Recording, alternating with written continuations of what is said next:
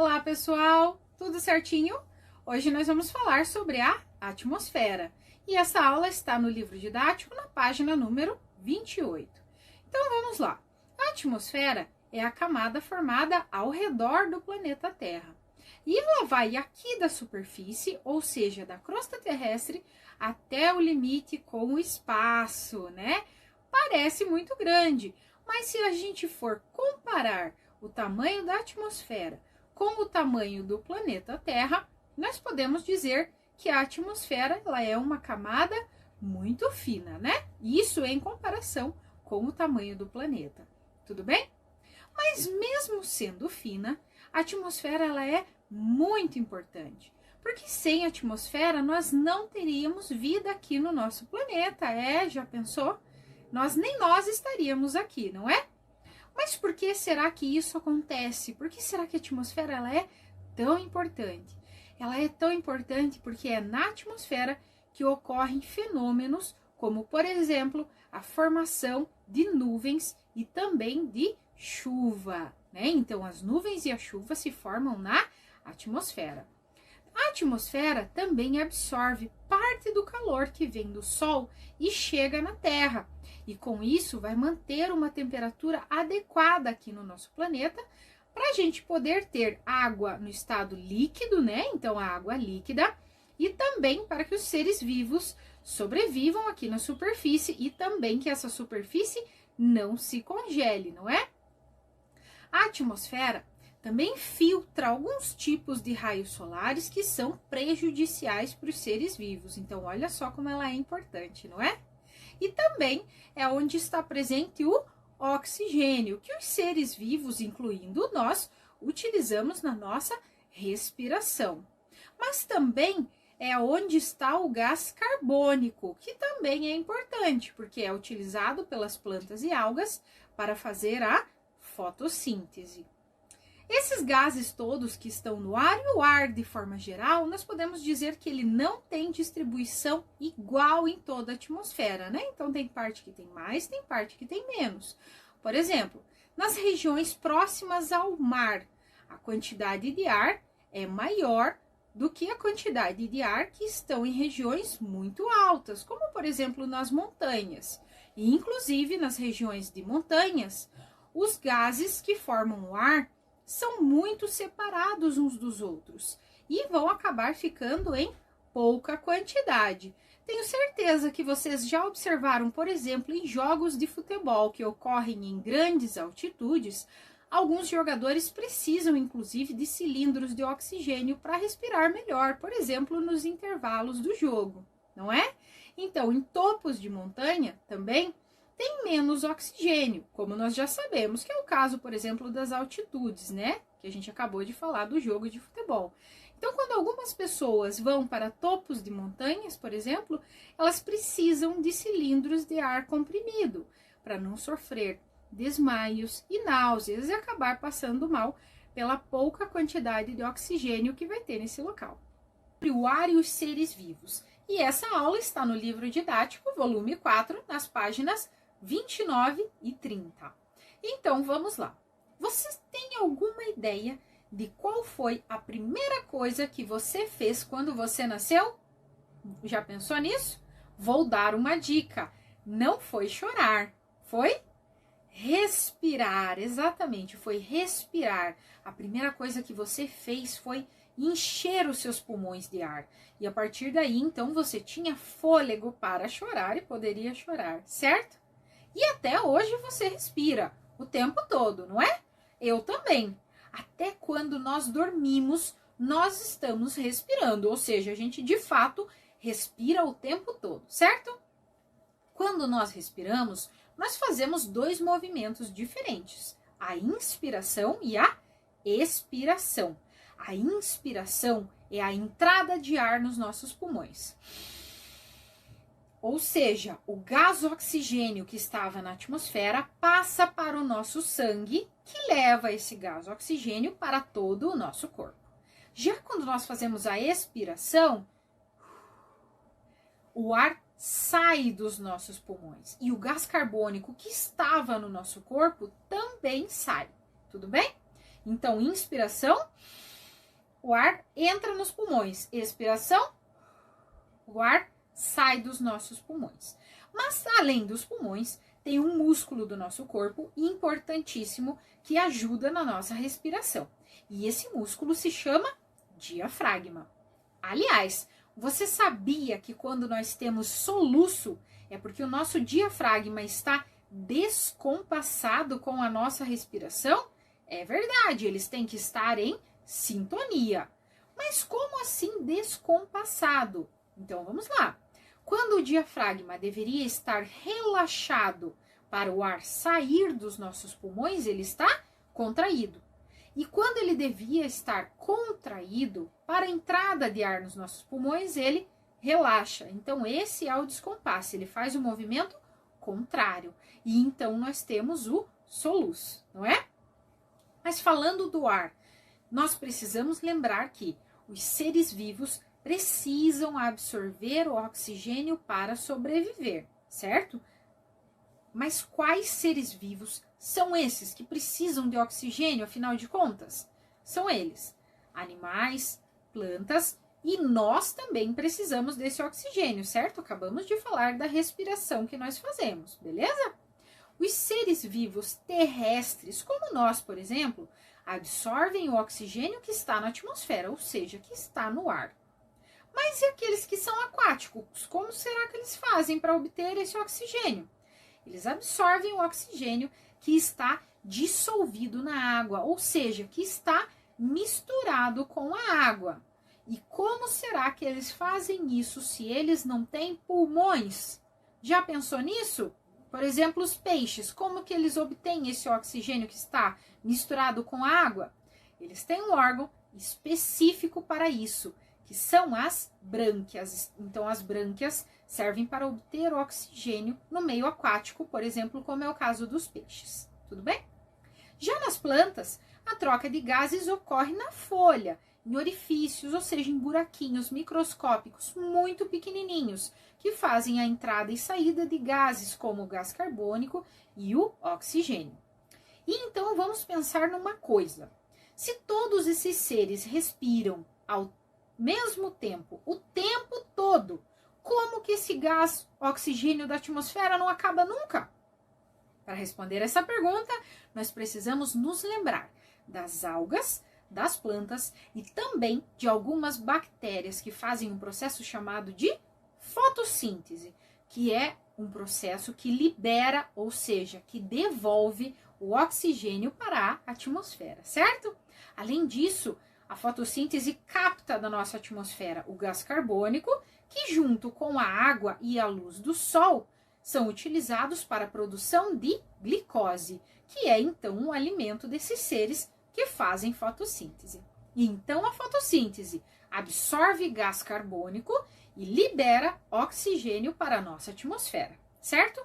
Tudo isso na presença da luz do sol. É muito importante lembrar da luz do sol. Agora que nós já conhecemos um pouco mais sobre o ar e os seres vivos, vamos às nossas atividades. Então, nas nossas atividades pelo livro didático Lápis na Mão, nós vamos fazer a atividade número 1, que está na página 31. Atividade 1. Essas figuras mostram a composição de duas amostras de ar obtidas da inspiração e da expiração de uma pessoa. Então, aqui estão as amostras, letra A e letra B. Vamos observar, então, quais gases estão aqui envolvidos na inspiração e na expiração primeiro, tudo bem? Observem os quadradinhos vermelhos. Nós temos a mesma quantidade, tanto na amostra A como na amostra B. E esses quadradinhos vermelhos representam o gás nitrogênio, que nós sabemos que é o gás que tem maior quantidade na atmosfera, né? No ar. Então, vamos lá. Logo abaixo, nós temos uma camada de quadradinhos amarelos. Esses quadradinhos amarelos representam o gás oxigênio. E também nós temos os quadradinhos azuis, que representam o gás carbônico. Então, vamos observar aqui, ó, a amostra A e a amostra B. A gente já sabe que tem a mesma quantidade do gás nitrogênio, que são os quadradinhos vermelhos. Agora, observem a quantidade de quadradinhos amarelos. Observem aqui, ó, a amostra A, nós já estamos vendo que tem mais quadradinhos amarelos, ou seja, tem mais oxigênio. mas ela tem somente um quadradinho azul, ou seja, ela tem menos gás carbônico. Já a amostra B tem menos oxigênio, que são os quadradinhos amarelos, e mais gás carbônico, que são os quadradinhos azuis. Agora vamos responder o que se pede. Qual é a diferença na composição dessas duas amostras de ar? Nós já vimos algumas diferenças, não é? Por exemplo, a amostra A tem mais oxigênio e menos gás carbônico do que a amostra B.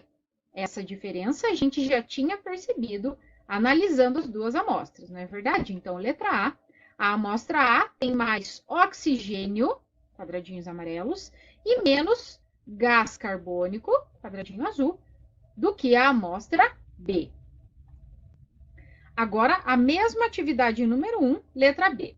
Qual das duas amostras corresponde ao ar que entra em nosso corpo na inspiração? Justifique sua resposta. Então, vamos lá. A gente já sabe que eles têm diferenças aqui em relação à quantidade de oxigênio e gás carbônico. Quando a gente vai fazer a inspiração, é aquela mistura de gases que está no ar à nossa volta, não é? E quando a gente expira, tem uma modificação, porque quando a gente expira, tem uma maior quantidade de gás carbônico. Então, a gente vai ver a inspiração na amostra A, porque ela tem mais oxigênio e menos gás carbônico.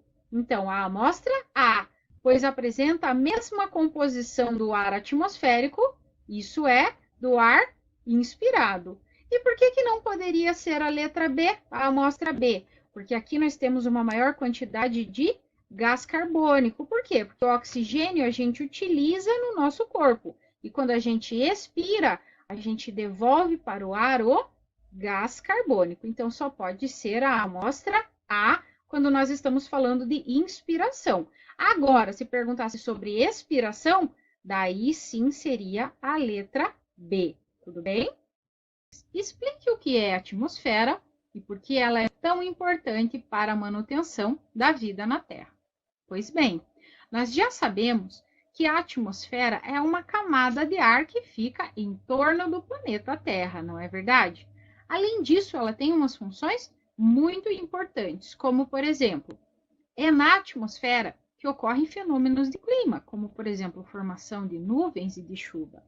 Também é na atmosfera que nós vamos encontrar os gases, como o oxigênio, que os seres vivos utilizam para a respiração, e também o gás carbônico, que as plantas e as algas utilizam para fazer fotossíntese.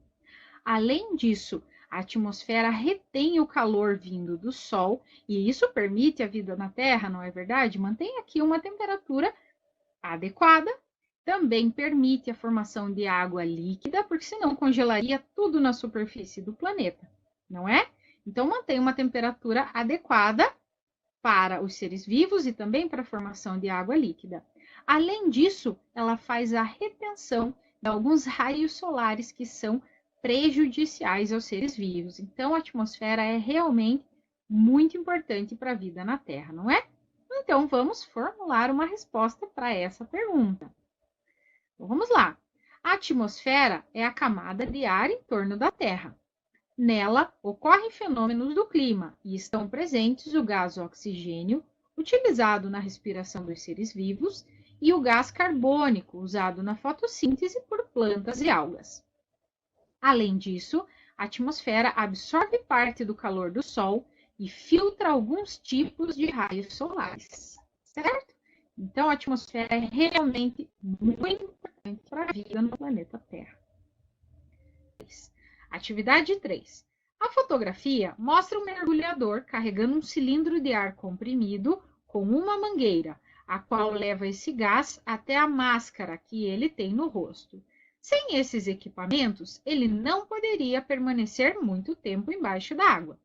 Explique qual é a importância do uso desses equipamentos e a razão de os peixes não precisarem deles. Então, o que nós temos que lembrar aqui? Que o mergulhador é um ser humano e os seres humanos são seres terrestres, ou seja, nós temos pulmões e respiramos ar da atmosfera. Então, nós obtemos o oxigênio da atmosfera, do ar. Quando o mergulhador mergulha, ele não tem a capacidade de obter esse oxigênio da água, certo? Então, é por isso que ele precisa levar o cilindro de ar comprimido para que ele consiga respirar esse ar, mesmo estando embaixo da água. Já os peixes são seres aquáticos, não é? Então, eles têm órgãos específicos para fazer a absorção de oxigênio embaixo da água, que são as brânquias. É por isso que eles não precisam de cilindros de oxigênio. Então, vamos formular uma resposta para essa pergunta. Vamos lá? Os seres humanos não conseguem absorver o gás oxigênio dissolvido na água. Por isso, os mergulhadores precisam carregar os cilindros de ar comprimido, para que consigam respirar embaixo da água. Os peixes respiram o gás oxigênio que está dissolvido na água, certo? Agora, ainda no livro didático, vamos para a página número 32, fazer a atividade número 4. Atividade 4. Observe as imagens e assinale a alternativa correta, identificando se a criança está inspirando ou expirando. Então, vamos lá. Letra A. Assoprar as velinhas do bolo de aniversário. Então, aqui nós temos uma criança assoprando as velas do bolo de aniversário. Primeiro, vamos nos lembrar. A inspiração é a entrada de ar nos nossos pulmões. E a expiração é saída de ar dos nossos pulmões. Para assoprar as velas, a criança precisa colocar o ar para fora dos seus pulmões. Então, aqui só pode ser a expiração. Então, podem marcar com um X a alternativa expiração. Agora, na letra B, nós temos aqui sentir o perfume de uma flor. Então, aqui a criança está sentindo o perfume de uma flor. Para a gente sentir o perfume, nós precisamos colocar o ar para dentro dos nossos pulmões. Então, aqui só pode ser inspiração. Então, podem marcar a alternativa inspiração na letra B. Agora, a atividade número 5 também está na página número 32. Atividade 5. As plantas respiram dia e noite. Durante o dia, com a presença da luz solar, elas também realizam fotossíntese para produzir o seu próprio alimento. Complete os quadros com as palavras gás oxigênio e gás carbônico, indicando quais desses gases são absorvidos ou eliminados na fotossíntese e na respiração. Então, vamos lá. Do lado de cá, nós temos a fotossíntese. Do lado de lá, nós temos a respiração. Vamos começar pela fotossíntese. Qual será que é o gás que a planta devolve para a atmosfera quando ela faz a fotossíntese? Nós sabemos que na fotossíntese as plantas liberam gás oxigênio. Então, na flechinha que está saindo da planta, nós vamos colocar gás oxigênio. E o que ela utiliza junto com luz solar e água para fazer a fotossíntese? Ela utiliza o gás carbônico. Então, aqui em fotossíntese, o gás que está sendo absorvido pela planta é o gás carbônico e o que está sendo liberado é o gás oxigênio. Agora, aqui, falando de respiração, qual será que é o gás que a planta libera quando está fazendo respiração? Agora, ela vai liberar o gás carbônico quando ela faz respiração e vai absorver o gás oxigênio. Então, vai ser ao contrário da fotossíntese, não é? Na respiração, ela libera gás carbônico e absorve o gás oxigênio. Até a próxima aula, pessoal. Tchau, tchau. Let it go, make my body go. Make our bodies high.